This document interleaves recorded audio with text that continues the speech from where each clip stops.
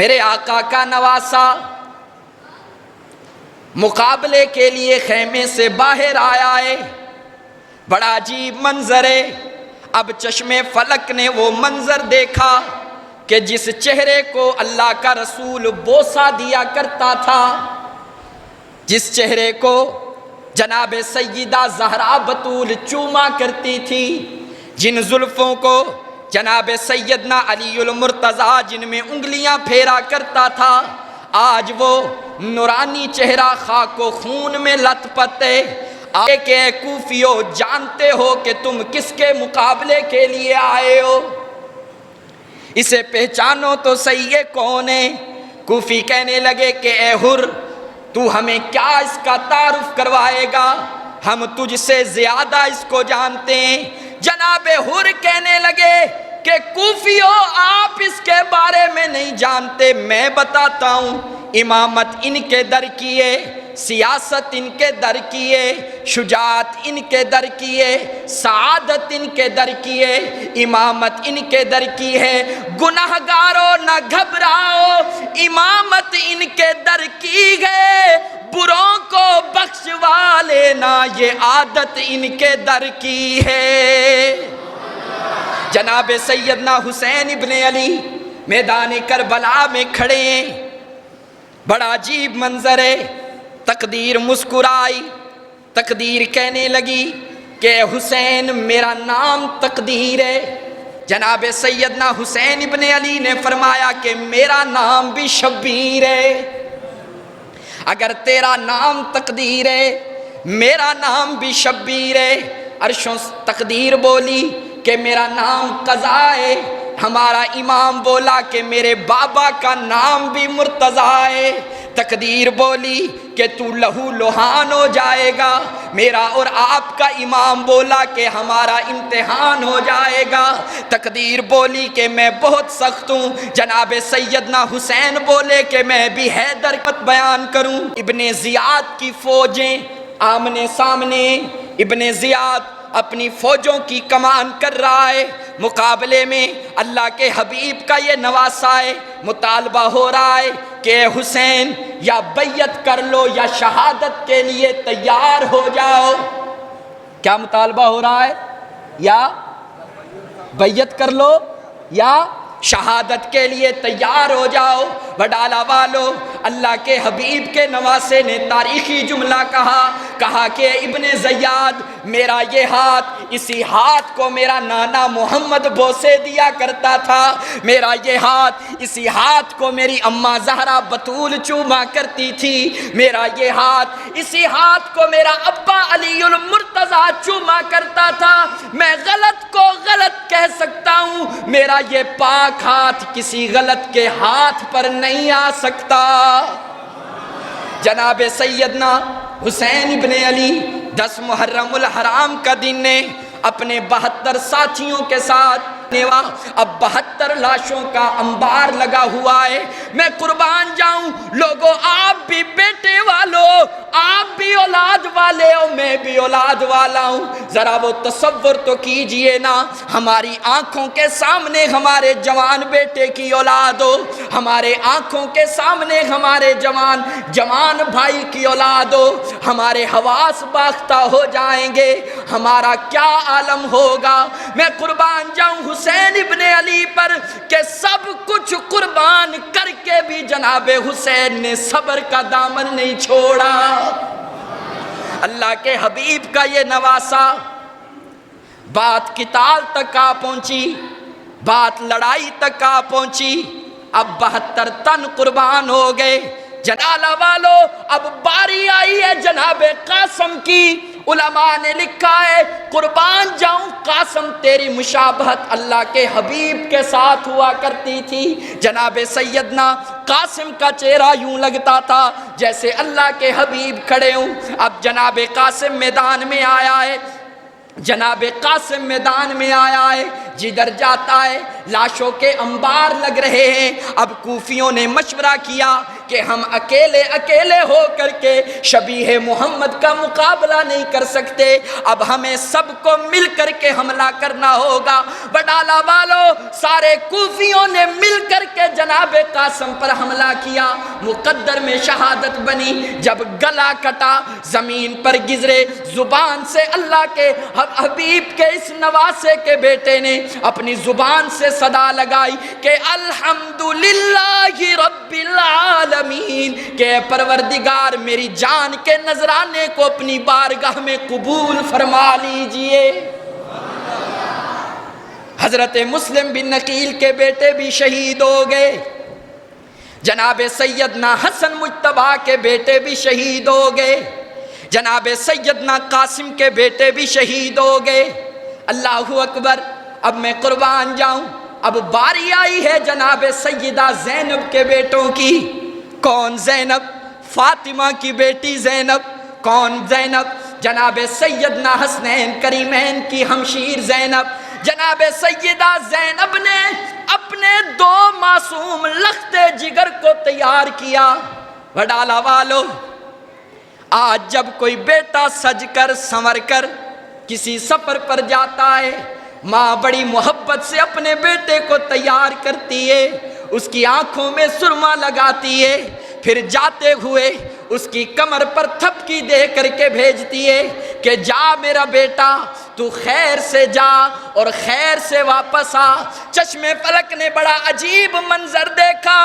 آج اس آسمان کے نیچے ایک ایسی ماں ہے جو اپنے دو لختے جگر شہزادوں کو تیار کر رہی ہے اور کہہ رہی ہے کہ اے بیٹا خیر سے جاؤ، خیر سے جاؤ، اور اے بیٹا میں زینب تمہاری ماں تمہیں نصیحت کرتی ہوں، آپ کا تعلق اونچے خاندان سے، آپ کا تعلق اونچے حسب نسب سے ہے، اے بیٹا خیر سے جاؤ اور زندہ واپس نہ آنا، اپنی گردن کو اپنے نانے محمد کے دین پر قربان کر کے واپس آنا۔ معصوم تھے، میدان کربلا میں پہنچے ہیں، معصوموں نے کیا لڑنا تھا، شہادت مقدر بنی۔ جب نیچے گرے اپنے ماموں حسین کو آواز دی، اے ماموں حسین، ہم نانا کے دین پر قربان ہو چکے ہیں، ہمیں اٹھا کر کے خیمے میں لے جائیے۔ وڈالہ والو آنکھیں کھلی رکھ، دروازہ نہیں کھلا، پھر دستک دی، دروازہ نہیں کھلا۔ تھوڑی دیر کے بعد جب جناب سیدہ زینب نے دروازہ کھولا، ہمشیر کی نظر ویر کی آنکھوں سے ٹکرائی۔ ویر نے اپنی ہمشیر کو دیکھا، جناب سیدنا حسین ابن علی کہنے لگے کہ زینب لگتا ہے بیٹوں کی لاشیں دیکھ کر گھبرا گئی ہو۔ جناب زینب کہنے لگی کہ اے حسین، تو بھی تو علی کا بیٹا ہے، میں بھی اس علی کی بیٹی ہوں، میں لاشوں کو دیکھ کر گھبرائی نہیں ہوں۔ جب مجھے پتا چلا کہ میری قربانی کو اللہ نے اپنی بارگاہ میں قبول کر لیا ہے، میں نے وضو کی، 2 رکعت نفل ادا کیے، میں نے اللہ سے دعا کر رہی تھی کہ الہ العالمین تیرا بہت بہت شکریہ، تو نے میرے 2 لاڈلے قربان کر لیے ہیں۔ باری باری سارے شہید ہوتے جا رہے ہیں۔ اب جناب سیدنا حسین ابن علی اپنے خیمے میں آئے، قربان جاؤں علی اکبر پر جناب سیدنا حسین ابن علی کا بڑا بیٹا اور ایک اور بیٹا جناب زین العابدین، جسے بیمار کربلا کے نام سے یاد کیا جاتا ہے۔ جناب سیدنا زین العابدین بیمار ہیں اور جناب علی اکبر مطالبہ کر رہے ہیں کہ ابا جان اب مجھے جانے دیجئے، اب میں جاؤں گا۔ بیٹا تیرا بھائی زین العابدین بیمار ہے، گھر کا اب کوئی بڑا سربراہ باقی نہیں رہا، تو بڑا ہے، میں تجھے یہ حکم کرتا ہوں کہ تو گھر پر رہے اور میں میدان میں جاتا ہوں۔ قربان جاؤں، وہ بھی تو علی کا خون تھا نا، عرض کرنے لگے کہ ابا جان، جب جوان اولاد گھر پر موجود ہو تو سب سے پہلے جوان اولاد آگے ہوا کرتی ہے، بوڑھے باپ کو گھر میں بٹھایا کرتی ہے۔ اصرار بڑھا، جناب سیدنا حسین ابن علی نے اپنے بیٹے علی اکبر کو جانے کی اجازت دی۔ اب جناب علی اکبر میدان میں آئے، لڑتے لڑتے اپنی جان کا نذرانہ اپنے نانے کے دین کے لیے پیش کر دیا۔ اللہ اکبر۔ اب جناب سیدنا حسین ابن علی لاشوں کے انبار لگے ہوئے، صبر کا پہاڑ حسین لاشوں کو دیکھ کر کے رویا نہیں ہے، قدم نہیں ڈگمگائے، صبر کا دامن ہاتھ سے نہیں چھوڑا۔ جناب سیدنا حسین ابن علی آئے اپنے خیمے میں، دیکھا کہ زین العابدین بیمار ہیں، ایک ننھا سا معصوم پھول، جناب علی اصغر چھوٹا سا معصوم سا پھول جناب سیدنا حسین ابن علی نے اپنے ہاتھوں پر اٹھایا، اٹھا کر کے خیمے سے باہر آئے۔ وڈالہ والو، امام عالی مقام نے جب اپنے ننھے پھول کو ہاتھوں پر اٹھایا اور خیمے سے باہر آئے، اتنے میں ایک تیر آیا، مخالف سمت سے ایک تیر آیا جو ننھے علی اصغر کے حلق سے پار ہو گیا، خون کا فوارہ نکلا۔ جناب سیدنا حسین ابن علی کے ہاتھوں پر گرم گرم خون آیا۔ میں قربان جاؤں حسین ابن علی سے، جب بیٹے کے گلے پر نیزہ لگا، تیر لگا، خون کا فوارہ چھوٹا، جناب سیدنا حسین نے اپنے ننھے پھول کو یوں اللہ کی طرف اٹھا دیا، عرض کی کہ الہ العالمین، میں نے اپنا سب کچھ قربان کر دیا، اپنے بڑے تو میں نے سارے قربان کر دیے، یہ دیکھنا یہ تو ایک چھوٹا سا معصوم تھا، تو میری اس ننھی قربانی کو بھی اپنی بارگاہ میں قبول فرما لے۔ اب جناب سیدنا حسین ابن علی تنے تنہا آئے، اپنے خیمے میں آئے، اپنی ہمشیر جناب سیدہ زینب سے عرض کرنے لگے کہ اے بہن زینب، اب وہ وقت آ چکا ہے کہ میں خود میدان میں اتروں، اے میری بہن مجھے اپنے نانا محمد کی وہ پگڑی دینا، اسے میں اپنے سر پر سجانا چاہتا ہوں۔ بہن زینب نے نانا محمد کی پگڑی کو بھائی کے سر پر سجایا ہے، پھر عرض کرنے لگے کہ اے زینب بہن، مجھے ابا علی کی وہ تلوار ذوالفقار بھی دینا۔ جناب سیدہ زینب نے اپنے بھائی علی کو، اپنے بھائی حسین کو اپنے ابا کی تلوار بھی دی۔ وڈالہ والو، آپ کی بھی بہنیں ہیں، میری بھی بہنیں ہیں، جیسے شادی کے لیے دولہے کو اس کی بہنیں تیار کرتی ہیں، قربان جاؤں سیدہ زینب بھی آج اپنے ویر کو تیار کر رہی ہے، سر پر نانے محمد کی دستار سجی ہوئی ہے، ہاتھ میں بابا علی کی تلوار ذوالفقار سجی ہوئی ہے۔ اب جناب سیدنا حسین ابن علی گھوڑے پر بیٹھی ہیں، جب خیمے سے نکلے آپ کی ایک ننھی بیٹی جناب سیدہ سکینہ، کیا نام ہے بھائی؟ جناب سیدہ سکینہ گھوڑے کے سامنے آ گئی، آ کر کے عرض کرنے لگی کہ ابا جان آج آپ کدھر جا رہے ہیں، کدھر کی تیاری ہے؟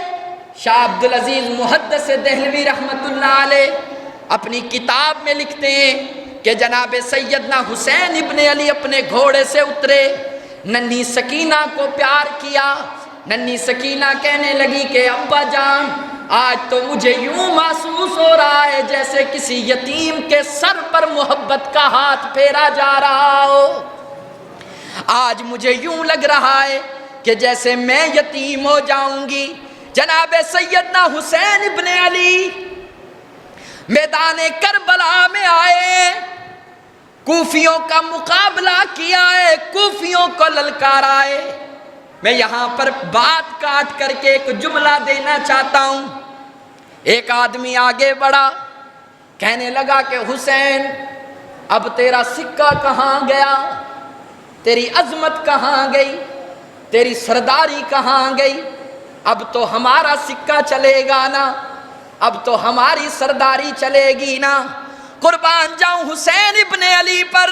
کہنے لگے کہ او کوفی، کہاں کا سکہ، کہاں کی سرداری، یہاں میرے ساتھ کھڑا ہو جا، ابھی اذان ہوگی، دیکھ لینا اذان میں جس کے نانے کا نام آئے گا اسی کی سرداری چلے گی، اذان میں جس کے نانے کا نام ہوگا اسی کا سکہ چلے گا۔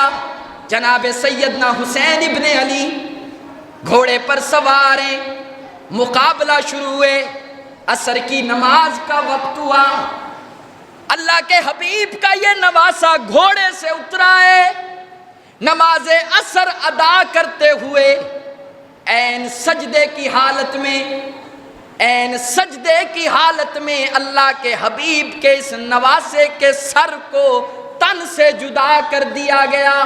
سب کہہ دیجئے انا للہ و انا الیہ راجعون۔